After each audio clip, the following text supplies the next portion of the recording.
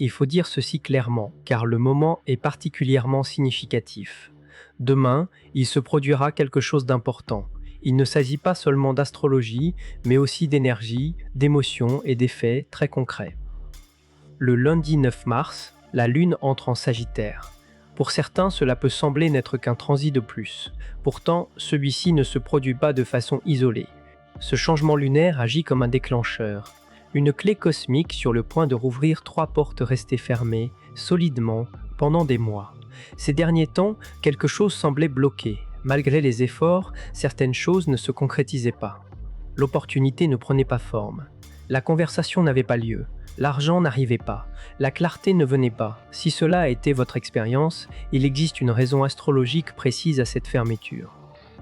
Et il existe aussi une raison pour laquelle ces 3 portes sont sur le point de se rouvrir à partir de demain. Une porte en particulier se rouvre le 10 mars, et c'est sans doute la plus puissante. C'est celle qui bloquait tout le reste. Si vous avez eu l'impression que votre foi a été mise à l'épreuve, que votre patience s'épuisait ou que vous étiez proche d'abandonner, c'est cette porte qu'il faut identifier. Si vous vous êtes senti lourd, épuisé ou comme si rien n'avançait malgré vos efforts, cette impression ne relevait pas de l'imagination. Elle a été largement partagée. Mais cette phase est sur le point de changer. Ces derniers temps, beaucoup ont ressenti une lourdeur persistante. La première semaine de mars a été difficile pour un grand nombre de personnes. Si vous vous êtes senti vidé, émotionnellement épuisé, ou comme si vous portiez un poids difficile à expliquer, il y a une raison à cela. Le 3 mars, il y a eu une éclipse lunaire totale en Vierge. Les éclipses agissent comme des correcteurs de trajectoire. Elles révèlent ce qui n'est plus viable et imposent des fins, parfois en douceur, parfois de manière plus brutale. Cette éclipse concernait en particulier le lâcher-prise du perfectionnisme, l'abandon du besoin de contrôle, ainsi que la sortie de routines et de relations qui épuisaient l'énergie. Si quelque chose s'est récemment terminé dans votre vie, un travail, une relation, un lieu de vie, ou simplement une manière de penser, cela s'inscrivait dans ce mouvement. L'éclipse faisait de la place. Le problème est que de telles fins donnent souvent l'impression que des portes se referment brutalement. Ces derniers jours, beaucoup ont eu le sentiment de se tenir devant une porte verrouillée, sans clé. Puis, au moment même où les choses semblaient devoir s'alléger, Vénus, la planète de l'amour, de l'argent et des valeurs, a formé une conjonction avec Saturne le 8 mars. Saturne représente les leçons, la confrontation au réel, la planète qui impose l'attente, la préparation et l'effort. Cette conjonction entre Vénus et Saturne a pu donner l'impression qu'une autre porte se refermait. Il a pu s'agir d'une tentative financière qui échoue, d'une démarche relationnelle qui se heurte à un refus ou d'une nouvelle opportunité freinée brutalement par la réalité. Le ressenti dominant a été celui de la restriction, avec l'impression de se voir refuser quelque chose d'important. Cette période a pu être particulièrement frustrante, mais cette fermeture n'était pas une punition, elle relevait d'une préparation. Ces portes devaient se fermer. Parce que ce qui se trouve de l'autre côté, ce qui est sur le point de s'ouvrir à partir de demain, exige une forme de préparation. Cela demande de la clarté. Cela demande aussi que certaines choses aient déjà été relâchées. Demain, la Lune entre en Sagittaire et la dynamique change. Le 9 mars, à 23h40, la Lune quitte le Scorpion et entre en Sagittaire. Pour ceux qui ont déjà ressenti la différence entre ces deux énergies, le contraste est net. Le Scorpion est profond et intense. Il renvoie à la survie, au secret et au travail dans l'ombre. Quand la Lune traverse le Scorpion, tout peut sembler plus lourd, comme si l'on avançait dans une matière émotionnelle dense, en tentant de traiter des choses difficiles à formuler. Le Sagittaire, à l'inverse, relève du feu, de l'expansion et de l'optimisme. C'est une énergie qui pousse à relever les yeux vers l'horizon et à percevoir des possibilités plus vastes que celles que l'on s'autorisait jusque-là à envisager. Le Sagittaire est gouverné par Jupiter, la planète de la chance, de la croissance et des opportunités. Quand la Lune entre dans ce signe, l'atmosphère émotionnelle s'ouvre. La respiration revient, la situation apparaît dans son ensemble. L'espoir redevient perceptible d'une manière qui ne l'avait plus été depuis plusieurs semaines. Il ne s'agit pas seulement d'un changement de ressenti. C'est un catalyseur. La Lune en Sagittaire agit comme une clé dans une serrure. Parce que la Lune gouverne le corps émotionnel, elle influence l'humeur du jour, le ressenti collectif, la manière dont les événements sont intégrés et vécus. Lorsqu'elle passe en Sagittaire, tout se réoriente vers le mouvement et l'ouverture. Ce qui rend cette lune en Sagittaire particulièrement marquante, c'est qu'elle ne se produit pas isolément. Elle entre en Sagittaire au moment même où 3 événements astrologiques majeurs s'alignent pour ouvrir les 3 portes fermées évoquées plus tôt. Chacun d'eux mérite d'être compris séparément, car c'est ainsi qu'il devient possible de reconnaître ces opportunités lorsqu'elles se manifestent. La première porte qui se rouvre concerne la communication, la clarté et les secondes chances dans le domaine mental. Et cela commence très tôt. Quelques heures avant que la Lune n'entre officiellement en Sagittaire, à 1h20 du matin le 9 mars, Mercure forme un trigone exact avec Jupiter. L'importance de cet aspect tient à plusieurs éléments. Mercure a été rétrograde en Poissons. Or, Mercure rétrograde est traditionnellement associé aux malentendus, aux retards, aux problèmes techniques et aux plans qui ne se concrétisent pas. Quand cette rétrogradation a lieu en Poissons, le brouillard est encore plus marqué. Les Poissons renvoient à l'intuition, à l'émotion et au rêve, bien davantage qu'à la logique linéaire ou à la communication structurée. Ces dernières semaines, beaucoup ont donc pu avoir l'impression de ne pas penser clairement, de ne pas réussir à exprimer ce qu'ils voulaient dire, comme si les conversations se perdaient en chemin et que rien n'atteignait réellement sa cible. La porte fermée, ici, c'était le brouillard mental, l'incapacité à atteindre quelqu'un ou à obtenir les informations nécessaires. C'était aussi la sensation que, malgré les efforts pour s'expliquer, rien n'aboutissait. C'est précisément là que la situation évolue. Quand Mercure, même rétrograde, forme un trigone avec Jupiter, le brouillard commence à se dissiper. En astrologie, le trigone est un aspect harmonieux. Il indique un flux naturel, un soutien, et des choses qui finissent par se mettre en place. Et parce que Mercure est rétrograde, il ne s'agit pas principalement de nouvelles conversations, il s'agit de conversations anciennes. De conversations que l'on pensait terminées, d'opportunités que l'on croyait manquer, de malentendus que l'on considérait comme irréparables. C'est une seconde chance. Cela peut prendre la forme d'un message venant de quelqu'un dont on était sans nouvelles depuis des semaines. Cela peut être une offre d'emploi qui avait échoué et qui réapparaît dans de meilleures conditions.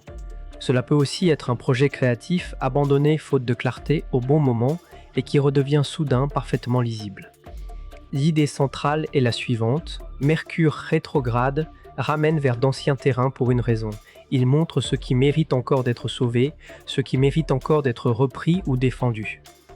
Avec le soutien de Jupiter, les outils, les mots, la clarté et la confiance deviennent de nouveau accessibles pour faire fonctionner les choses autrement. Cette porte se rouvre demain matin.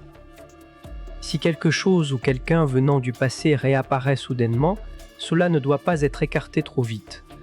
Il peut s'agir d'une seconde tentative, d'une occasion de dire ce qui n'avait pas pu être formulé auparavant, d'une possibilité de recommencer avec un niveau de compréhension différent.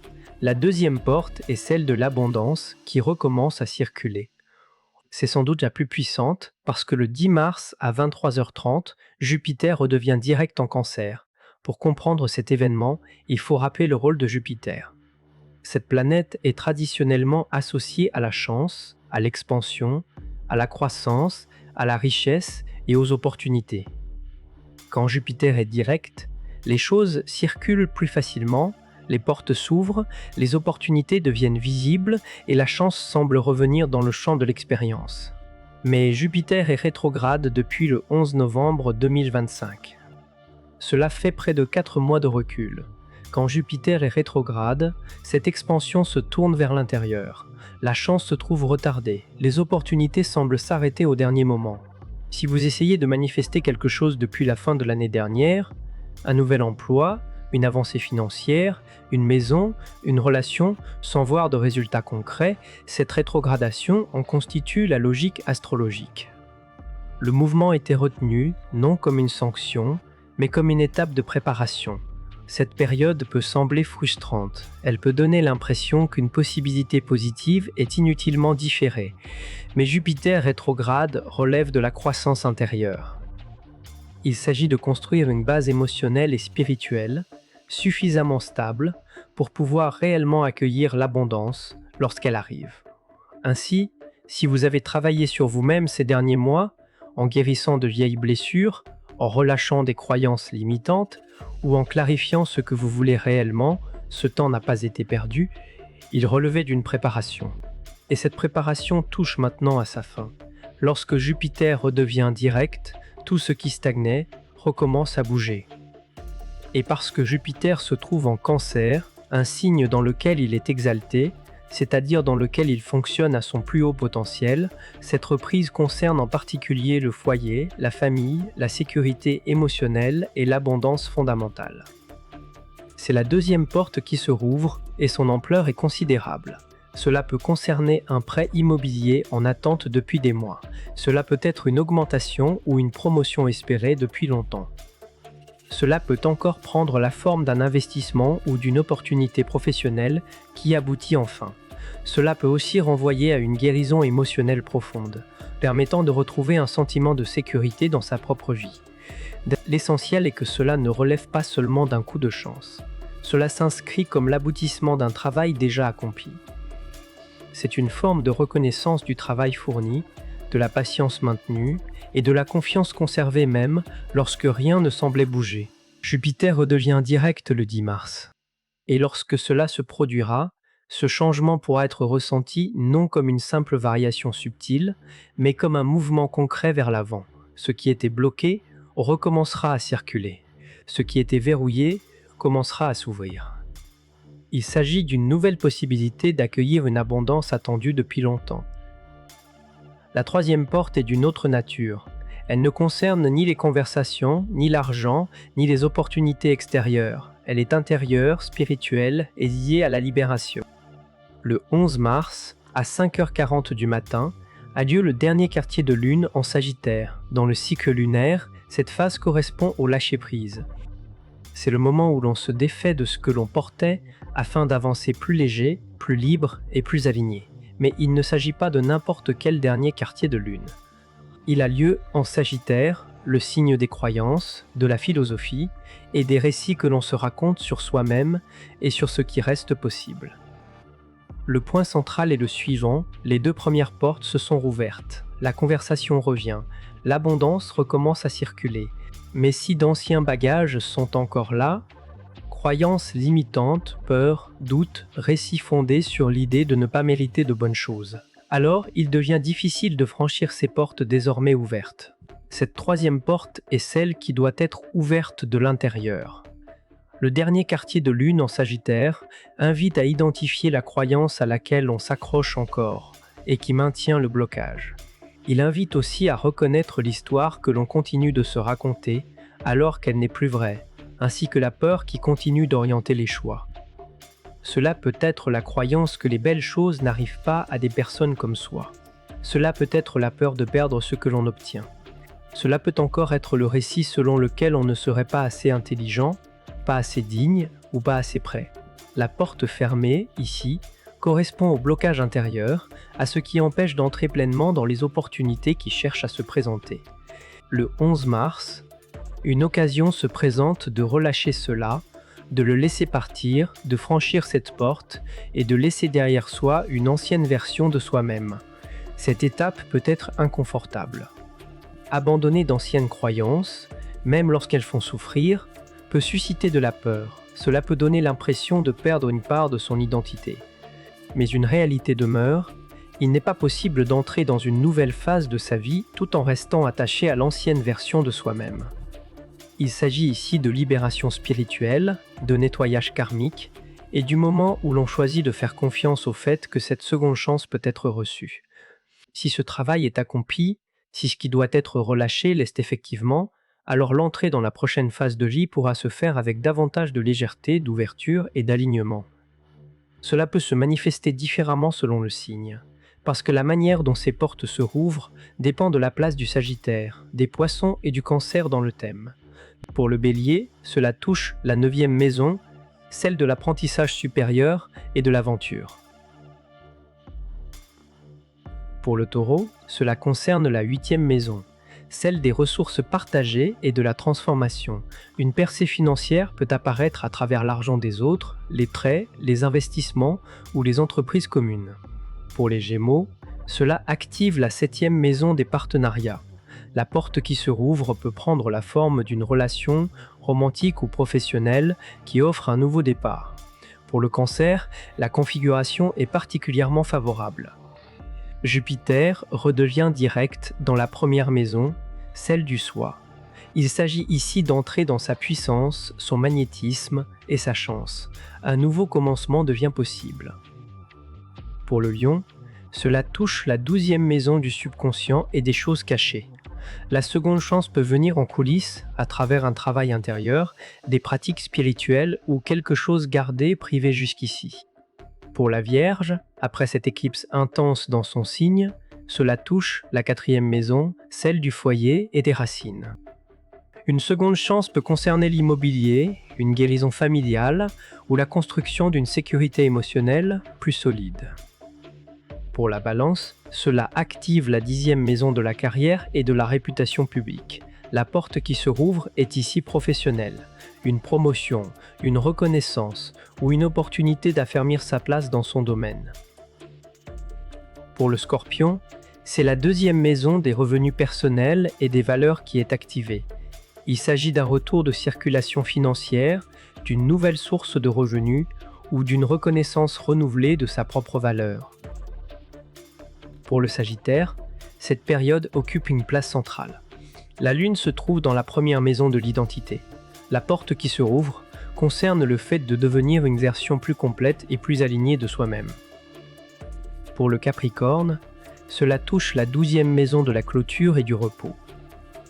La seconde chance implique le relâchement d'un poids psychologique et l'acceptation d'un soutien extérieur. Pour le Verseau, c'est la 11e maison des amitiés et de la communauté qui s'active. La porte peut se rouvrir grâce à un ami, à un groupe ou à un réseau en soutien d'une vision plus large. Pour les Poissons, avec toute cette activité dans leur signe, c'est la 10e maison de la carrière qui est activée. Il s'agit ici d'entrer dans un rôle de leadership, de visibilité et d'avancer professionnellement en faisant confiance à son intuition. Il s'agit bien d'une seconde chance, et elle ne doit pas être négligée. À partir de demain, la Lune entre en Sagittaire et l'énergie change. La sensation de lourdeur, de blocage et de fermeture commence à se dissiper. L'espoir redevient perceptible. Des possibilités qui restaient invisibles commencent à apparaître plus nettement. Puis, au cours des 3 jours suivants, 3 portes restées fermées commencent à se rouvrir. La conversation interrompue reçoit une seconde chance. L'abondance bloquée recommence à circuler. Et le poids intérieur porté jusqu'ici offre enfin la possibilité d'être relâché. L'essentiel tient dans le fait qu'il s'agit d'une fenêtre. Elle ne restera pas ouverte indéfiniment. La Lune quittera le Sagittaire dans quelques jours. Jupiter poursuivra sa marche directe, mais la puissance concentrée de sa station s'atténuera. Le dernier quartier de Lune passera lui aussi, c'est un moment précis. Une seconde chance, et une configuration de cette nature ne se présente pas fréquemment sous cette forme. Si quelque chose refait surface demain, un message, un email, un souvenir, une idée, il faudra y prêter attention. Si un élan soudain de clarté, d'espoir ou de possibilité se manifeste, il pourra être utile de lui faire confiance. Et si le besoin de relâcher quelque chose à quoi l'on s'accroche depuis longtemps devient évident, il faudra l'écouter. Les portes s'ouvrent, mais le passage dépend encore d'un choix personnel. Les conditions semblent indiquer que la préparation a déjà eu lieu. Le travail a été fait, la patience a été tenue. Et ce moment précis a peut-être été attendu depuis longtemps. Il ne s'agit donc pas de douter de soi, ni de laisser la peur retenir ceux qui cherchent à avancer. Il ne s'agit pas non plus de se convaincre que ce mouvement n'est pas réel ou qu'il ne s'adresse pas à soi. Il s'agit d'une opportunité, il s'agit de recevoir ce qui était demandé.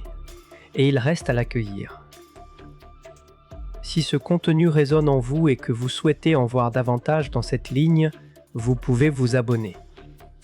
Ce soutien compte. Vous pouvez également partager en commentaire ce que vous traversez en ce moment et la manière dont cette période se manifeste dans votre vie. Il peut s'agir d'un changement déjà perceptible ou du retour de quelque chose venant du passé. Chacun traverse cette phase à sa manière. Prenez soin de vous et à bientôt dans une prochaine vidéo.